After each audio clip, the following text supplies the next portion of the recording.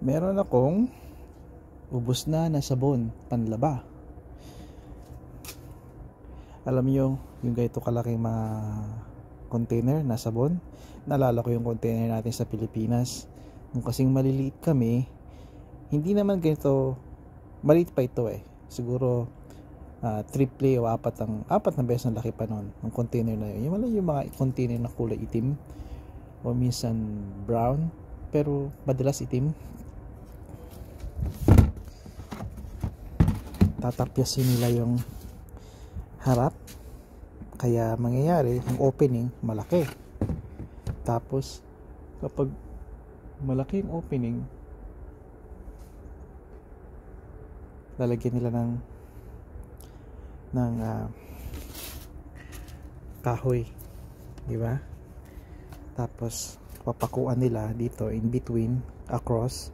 Tapos papakuan nila ng dalawa magkabilang dulo para may tatangnan. At meron na kayong pang-igib, hindi ba? Hindi nila ako makikita na ganitong naka-cracks, no?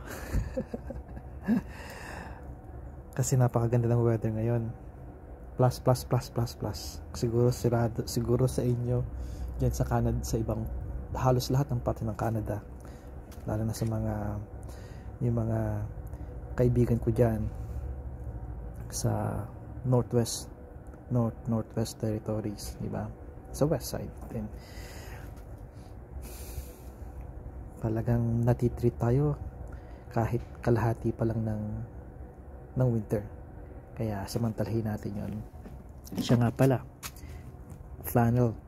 Make sure na may flannel din kayo, ha, mga misis. Sa susunod, ito ay bilhin ninyo sa inyong mga mister. Ganon din kayo, mister, itong ibili nyo sa inyong mga misis. Lalo na yung pag nagpapaskuhan, regaluhan, okay? Mas marami, mas maganda, di ba? Ito kasi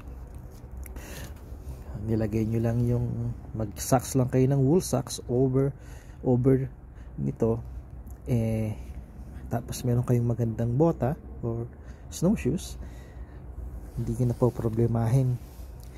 Syempre ito yung pang ilalim ninyo, ito yung nakadikit sa balat nyo, tapos yung inyong paboritong pantalon, mas maganda yung properly knitted na pantalon, tight, para hindi tumagos yung hangin. Kaya yung jeans natagos pa rin yun eh. Pero pag may mga winter kayo na pantalon talaga pang winter, at ito pa, nako, todo na yun, okay na yun. Kaya hindi na alalahanin ng pang lower part ng katawan ninyo. Nasabi ko lang yun.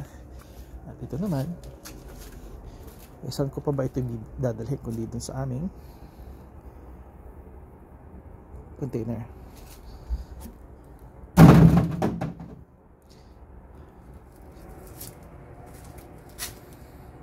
At huwag kampante. At huwag kampante dahil hindi pa tapos ang winter. Kahit magandang panahon natin, alam nyo, binobomba tayo sa Maritimes. May malaking bagyo na nangyayari doon.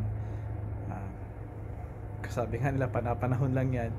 Kaya huwag tayo pa kampante at laging handa, di ba? Hindi pa tapos ang winter. Alam niyo naman ako, lagi nangangarap ng winter storm sa atin, at kung nahihirapan ng iba nating kabayan. Kaya ang pinakamaganda nating gawin ay lagi tayong maghanda at sa ganun ay lalaundit, naging spring naman, maputik naman, tag-ulan ang mangyayari. Kaya tandaan nyo, hindi pa tapos ang bagyo.